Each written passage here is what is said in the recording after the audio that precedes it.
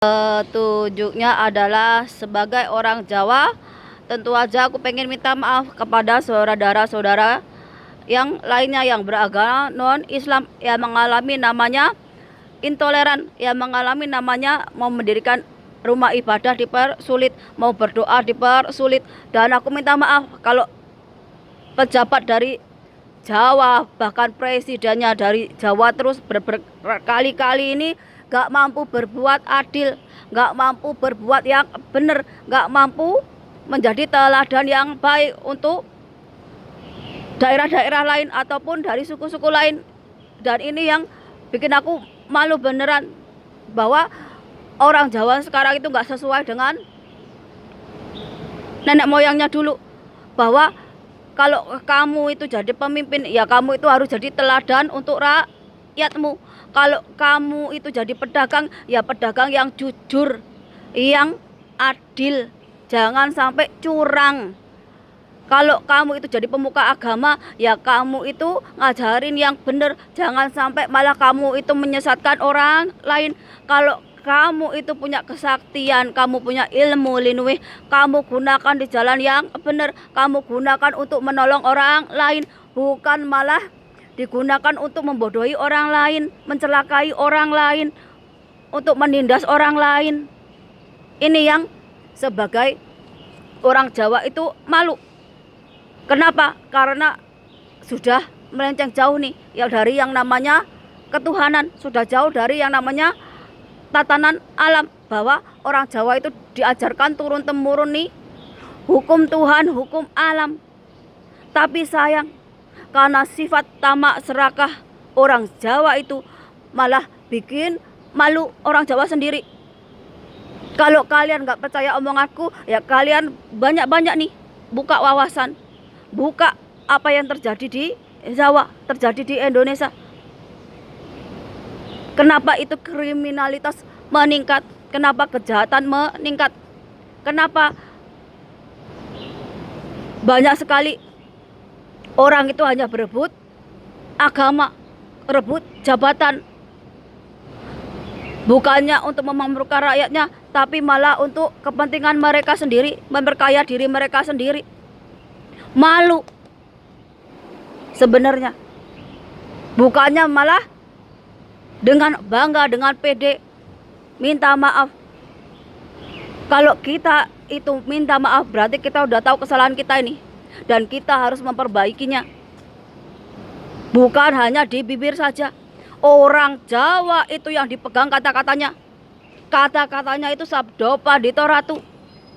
Apa yang diucapkan itu akan jadi nyata. Ini turun temurun.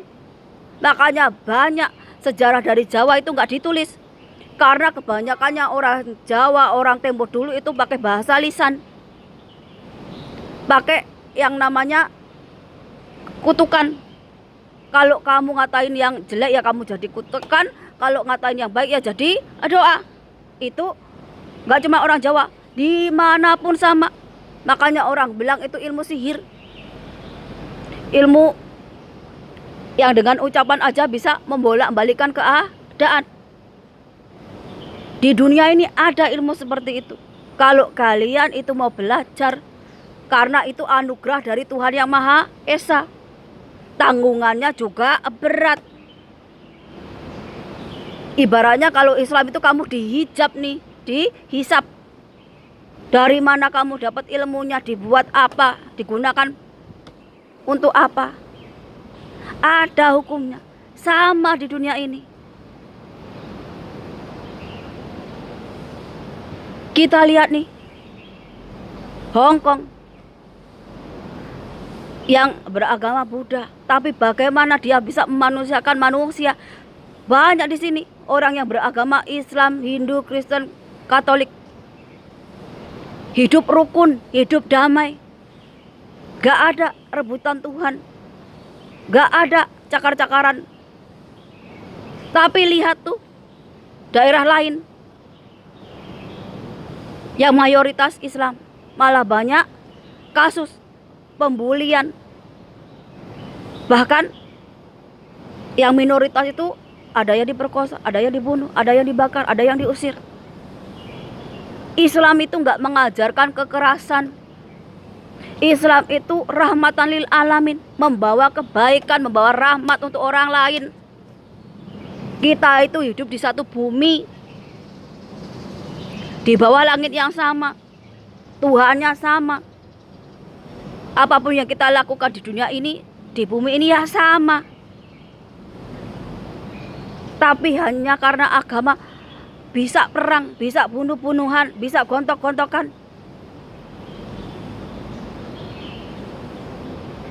Belajar agamanya masih di kulitnya, masih syariatnya.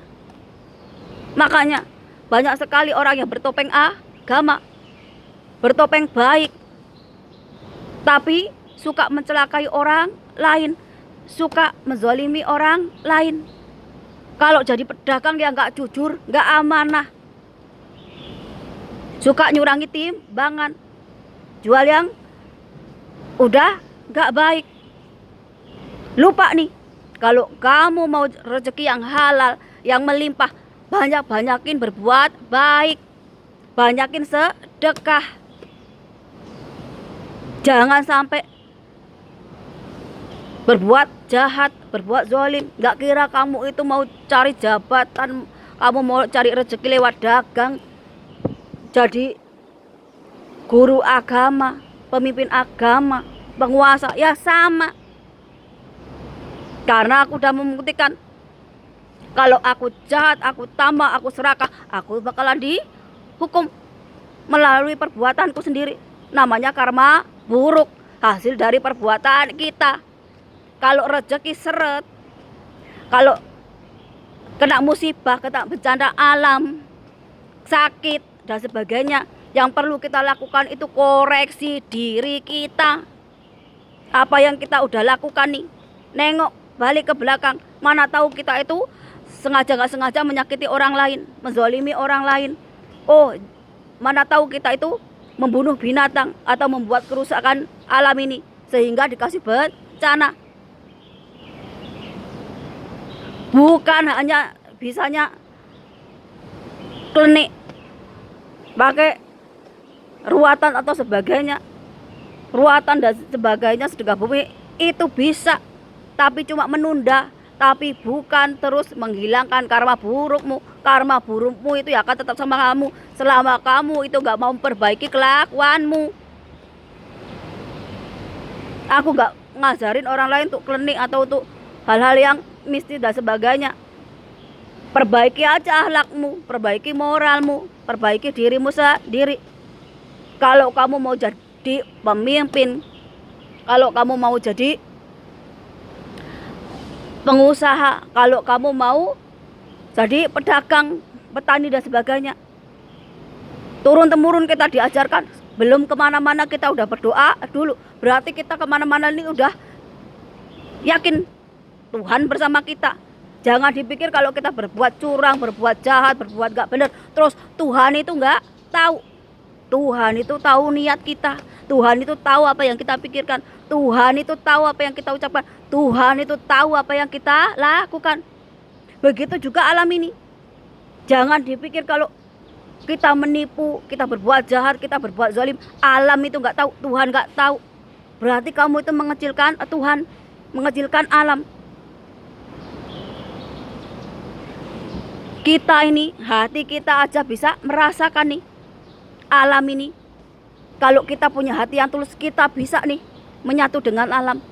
Hati yang tulus, hati yang bersih ini menyatu sama Tuhan.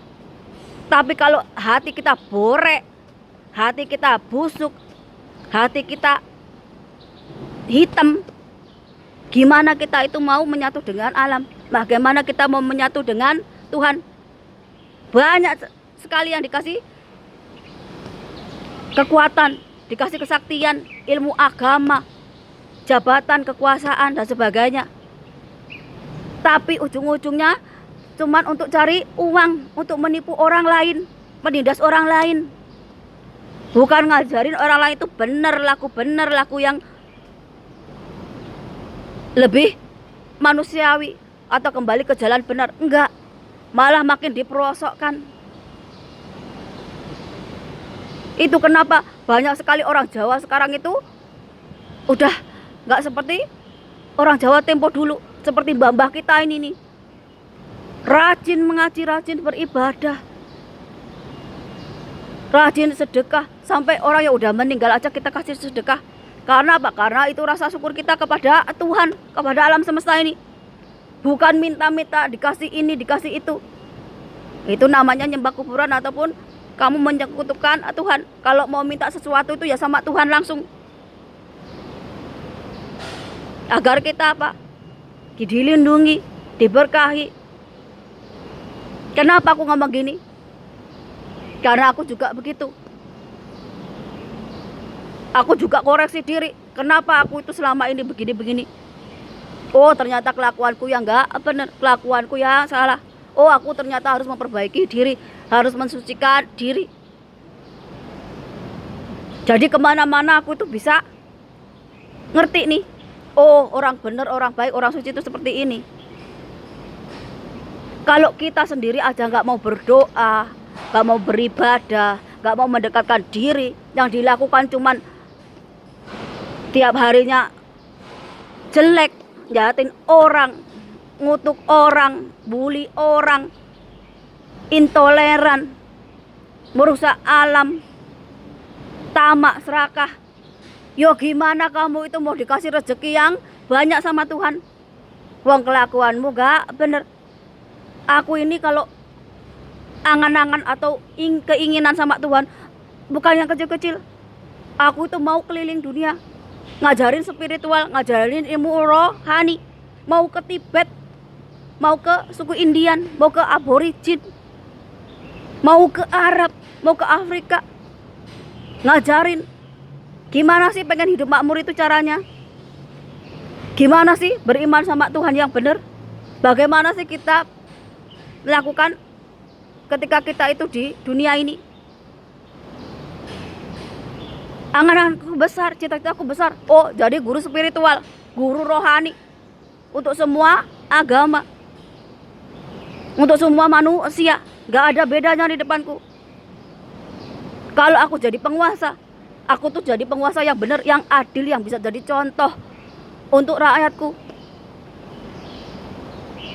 Kalau aku jadi pemuka agama, aku bakalan berbuat adil. Kalau aku ngajarin tentang kehidupan, tentang spiritual, aku akan ngajari yang benar.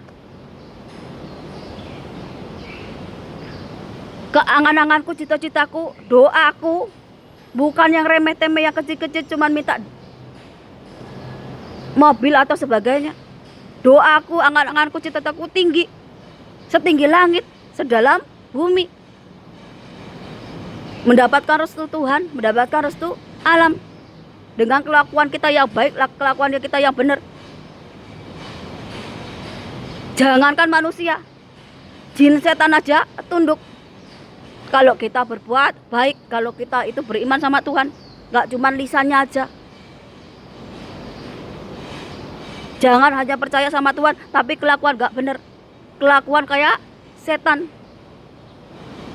Jadi kita biasakan nih, diri kita, anak-anak kita, anak turun kita ini belajar jadi orang-orang yang besar, jadi orang-orang yang punya kekuasaan, punya jabatan, punya kekayaan, tapi di jalan yang benar. Jangan cuma ngajarin anak untuk jadi buruh, cuma untuk jadi ini yang remeh-temeh, tapi ajari anak-anak kita itu untuk punya cita-cita yang tinggi, angan-angan yang tinggi. Kalau jadi pejabat, jadi penguasa, itu yang benar, yang adil, bisa memakmurkan rakyatnya. Kalau jadi pengusaha ya bisa ngasih pekerjaan ke orang lain, bisa ngasih kemakmuran kepada orang lain. Jadi pengusaha yang benar, yang jujur. Kalau kita jadi pemuka agama, ya kita jadi pemuka agama yang benar, ya nggak cuman bertopeng di atas agama, menjadikan agama itu sebagai ladang cari cuan, cari duit. Nih, angan-angan, cita-cita kita ini, keberanian, semangat, dan kekuatan kita ini yang bisa mengubah takdir kita. Tuhan itu nggak bakalan mengubah takdir kita kalau kita nggak berusaha, kalau kita itu nggak menemukan jati diri kita, nilai tertinggi dari kita sendiri. Yang mengubah takdir kita itu ya diri kita ini. Diridhoi Tuhan, direstui Tuhan, diridhoi alam. Segala rintangan dan hambatan di hidup kita, di hidupku akan dijauhkan, akan dihancurkan oleh kebesaran Tuhan, kebesaran Allah. Alam yang akan memberikan jalan, melancarkan jalan kita. Karena apa? Karena kita itu hidupnya di alam, di bumi ini. Semua orang sama. Gak ada namanya keturunan nabi, keturunan raja, keturunan siapa terus diistimewakan. Enggak. Semua sama. Yang membedakan adalah imanmu dan perbuatanmu. Gimana kamu bisa mau mengubah takdirmu? Kamu bisa mencontoh Musa, bagaimana dia mampu membawa Israel ke lebih baik lagi. Kamu bisa contoh Muhammad, bagaimana dia itu jadi pemimpin agama Islam. Kamu bisa contoh Yesus, bagaimana dia punya umat Kristiani. Kamu bisa belajar dari Siddhartha Gautama, bagaimana dia punya umat sampai sekarang, yaitu agama Buddha. Makanya jangan tanya kenapa Cina itu lebih pintar, lebih bagus ekonominya. Karena mereka belajar dari Siddhartha Gautama, bagaimana melestarikan alam. Gak semua, tapi bersyukur sampai sekarang masih banyak orang-orang yang tetap memegang teguh ajaran turun-temurun, yang gak meninggalkan Tuhan yang Maha Esa dan leluhur mereka. Jangan sampai seperti orang Jawa. Wong Jawa lali Jawa nih.